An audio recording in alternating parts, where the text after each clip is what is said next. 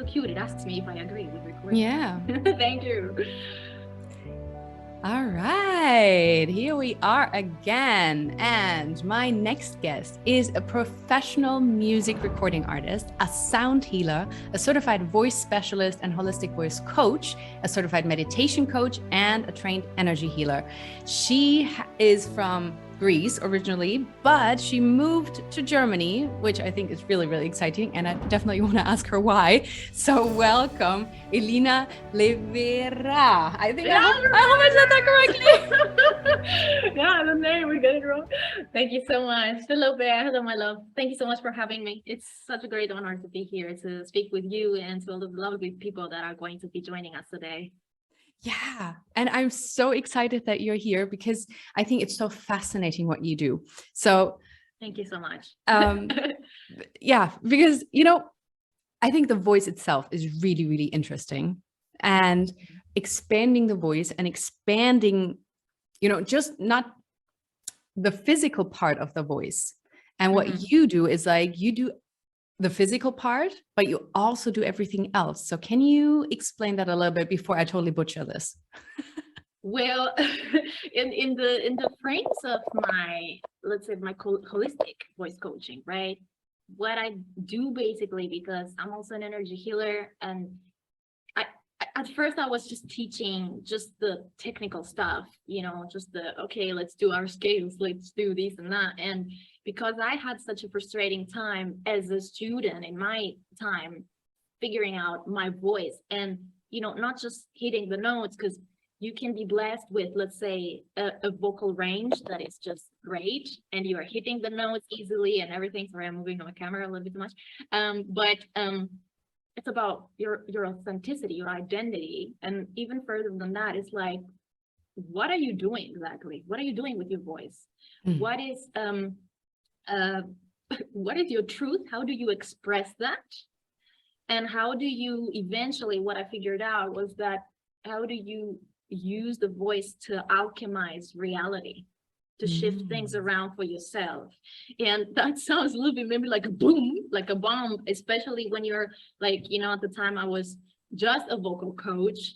I mean, just focusing solidly on grounded technique. And when these realizations through my own spiritual journey and through my energy healing journey came through, I was like, if I apply this on my voice coaching, what is going to happen to people and to me and to their voices? And you see this incredible depth and transformation on so many other levels that have phenomenically nothing to do with the voice or with your singing or with your sound or with your whatever, but they end up reflecting and reverberating, also boiling down in the end to how the voice also changes if you're an artist, if you're, you know, but also yeah, how much of your own personal truth do you acknowledge, own, express, embody through the voice as a vehicle of doing all of these things? And a very simple example, oh God, I have a little issue with my camera, it's always lowering.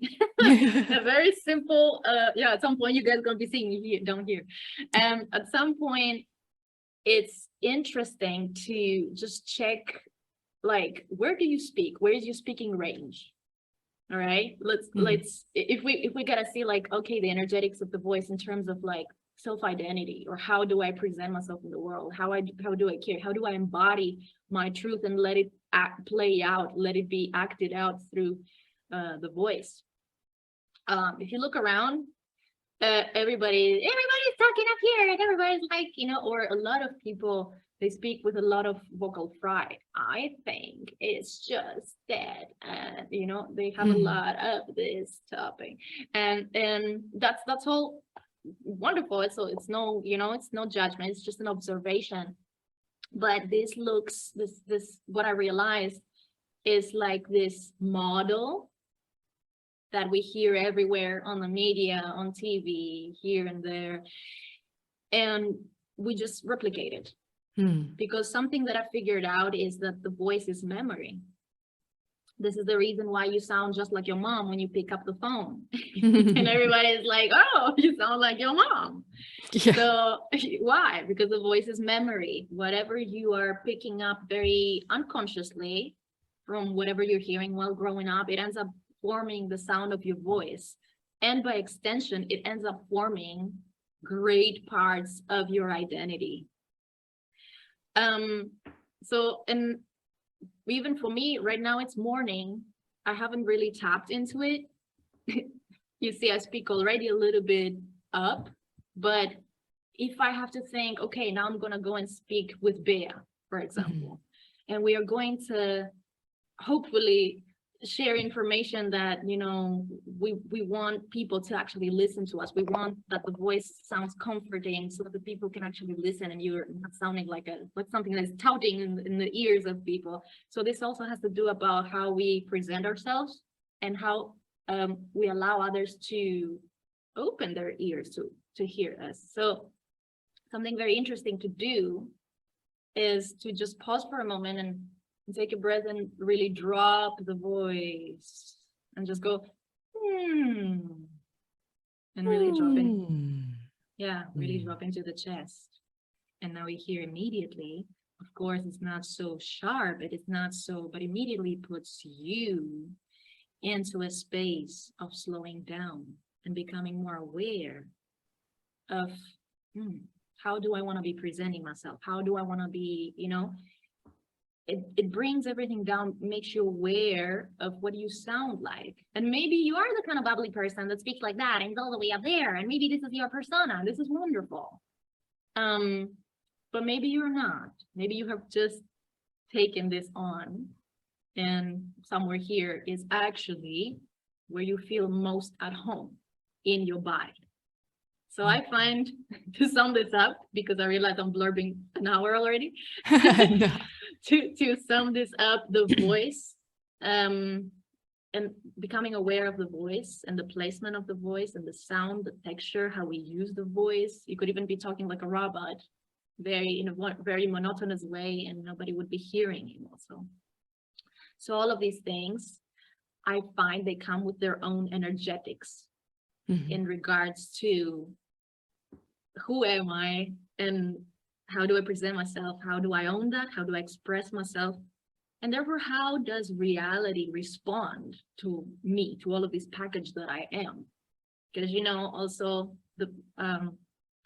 there's this, I don't know, where is it said? Is it in Genesis where it says at the beginning there was the word?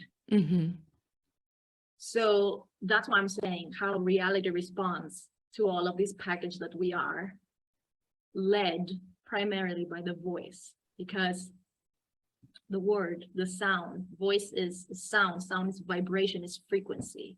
And so we might not realize it, but along the way we speak and the tone and everything, it creates this predisposition into how reality responds to us.